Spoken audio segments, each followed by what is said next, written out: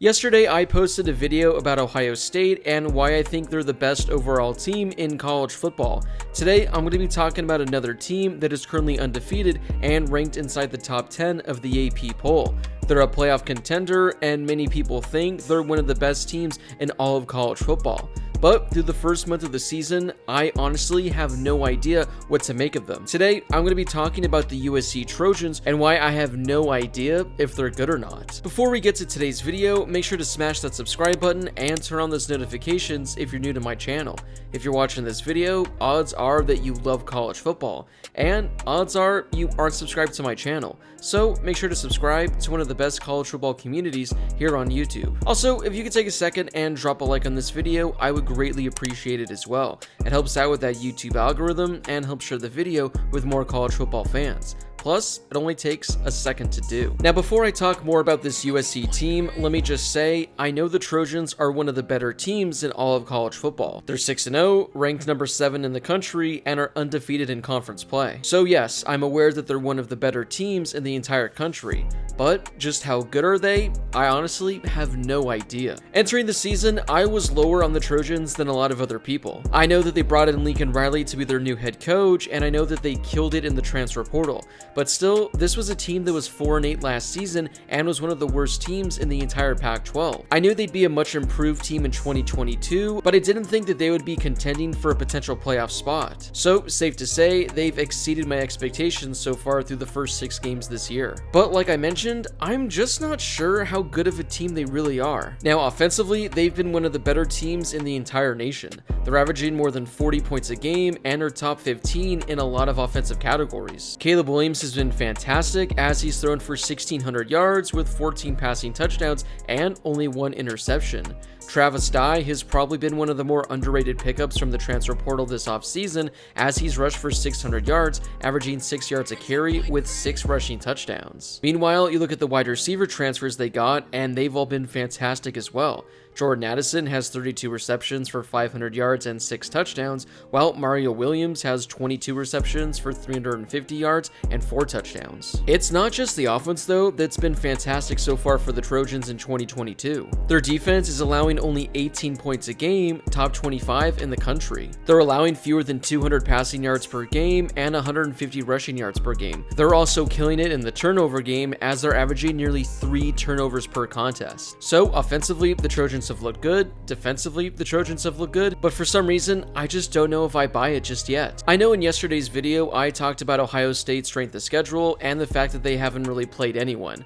Well, the case can easily be made for USC as they truly haven't played anyone so far this season. I mean, sure, they've played Washington State and Oregon State, 2 teams that are 4-2 on the season, but neither is a top 25 opponent and neither is one of the better teams in the entire Pac-12. They took care of business in week 1 against Rice, who's 3-2 this season. Then in week 2, they took care of Stanford, who's been the second worst team in the Pac-12 this season as they only have 1 victory this season. Against Fresno State, they handled them with ease, but Fresno State has been awful in 2022. Then when they had their toughest matchup of the season at Oregon State, USC actually struggled. Through the first 3 quarters of the game, they didn't have a touchdown and they actually trailed 7-3 entering the 4th quarter. USC needed a Jordan Addison touchdown in the final minute of the game to pull off the victory against Oregon State. But for those of you that watched this game, you would know that this was a game that USC probably should have lost. I mean, Oregon State's defense was fantastic all game as they held the Trojans offense to only 350 yards of total offense. Caleb Williams was awful as he completed less than 50% of his passes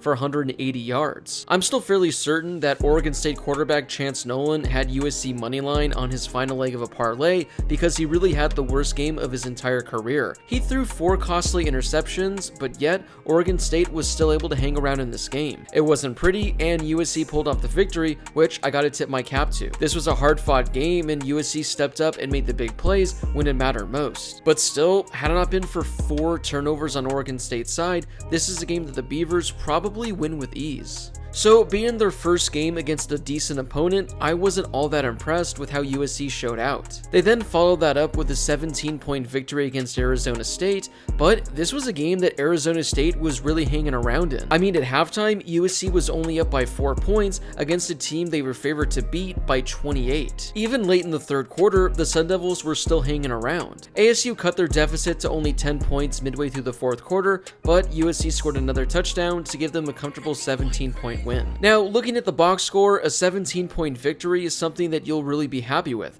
But like I mentioned, this is an awful Arizona State team that USC was really struggling to put away until the very end. Had this been any other top 5 to 10 team in the country playing the Sun Devils, I think they would have beaten them by at least 30 points and this game wouldn't have been close at all. But for some reason, USC just allowed ASU to hang around in this game. This past weekend against Washington State was actually the best USC's looked this season, even though it was a close game at the half. Entering the third quarter, USC was actually only leading by 3 points, and it looked like Washington State had enough in them to potentially pull off the upset. But the defense stepped up big time for the Trojans in the second half as they held the Cougars scoreless, and USC ended up winning the game by 16 points. But still, this was another game in which Caleb Williams didn't look great. Once again, he completed 50% of his passes and didn't even throw for more than 200 yards. It was Travis Dye that put the team on his back and rushed for 150 yards with a rushing score. Offensively, USC didn't look that great, but their defense showed up big time and won them the game. So, like I mentioned, this win was the 6th in a row for USC as they're undefeated on the season and ranked number 7. But yeah, through their first 6 weeks of the season, they haven't really had a game where they've impressed me from start to finish. Now, this week is going to be the ultimate test for the Trojans, and that's why I wanted to get this video out before this weekend's matchup. Although Utah lost this past weekend on the road at UCLA, this is still going to be a huge game for USC as they have to travel on the road to play the 20th ranked team in the country. Utah has one of the better home field advantages in all of college football, and I think that this is going to be a really tough test for USC. Again, no offense to Washington State and Oregon State, as both of those teams are 4-2 on the season, the same record that Utah has. But the Utes are a different beast compared to those two teams, and this is going to be the first true test of the season for USC. I'm interested to see how Caleb Williams looks against a really good Utah defense. I'm also excited to see how this USC defense looks against Utah, who's led by Cameron Rising and Tavion Thomas, a really good quarterback running back duo. I mean, this is a Utah team that's averaging 40 points a game and 460 yards of total offense. They're nearly identical offensively to the Trojans. Defensively, the Utes are better as they're averaging just above 300 yards per game. As of right now, the Utes are a 3.5 point favorite, and I think that seems about fair. If the Trojans are able to go into Utah and pull off the victory, then I'm really going to buy into this Trojans team for 2022. But if USC goes in and they lose and don't look that great, well, I think it's safe to say that USC is a pretender in 2022. If they want to be the best team in the Pac-12 and want to be considered a playoff threat, then this is a game you have to win.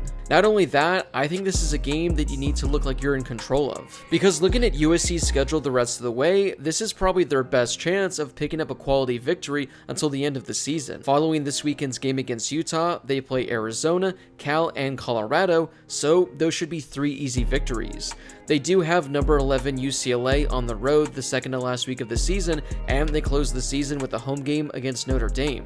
So by the time those 2 games come around, those could be some really important games for the Trojans in regards to their playoff resume. But as of right now, this is the Trojans' biggest test, and like I mentioned, if they want to be considered a playoff contender, this weekend's game against Utah is an absolute must-win. So I think we'll all have our answer with USC this weekend in regards to them being a legitimate team or overhyped. Personally, I'm giving the slight edge to Utah just because I still think they're the better overall team. Yes, I know they've lost 2 games this season, but I still think Utah is right at the top when it comes to best teams in the entire conference.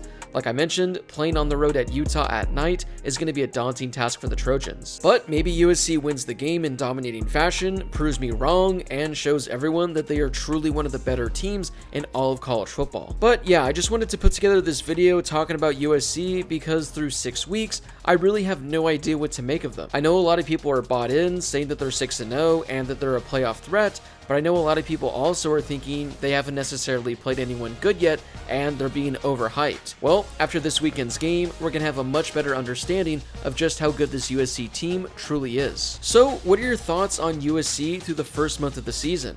Are you like me and you don't know what to make of them? Or do you think they're a legitimate team and they're a playoff threat? Or do you think they're being overhyped and that they're going to be exposed this weekend on the road at Utah? Whatever your thoughts are on USC, let me know in the comment section down below. Before you guys leave, don't forget to smash that subscribe button and turn on those notifications if you're new to my channel. If there's a topic you'd like me to discuss in a future video, drop a comment down below and it might be my next video. Also, before you leave, don't forget to take a second and drop a like on this video as well. It helps out with that really confusing YouTube algorithm, and it helps share the video with more college football fans. As always, thank you guys so much for watching. I really do appreciate it, and I'll see you all in my next video.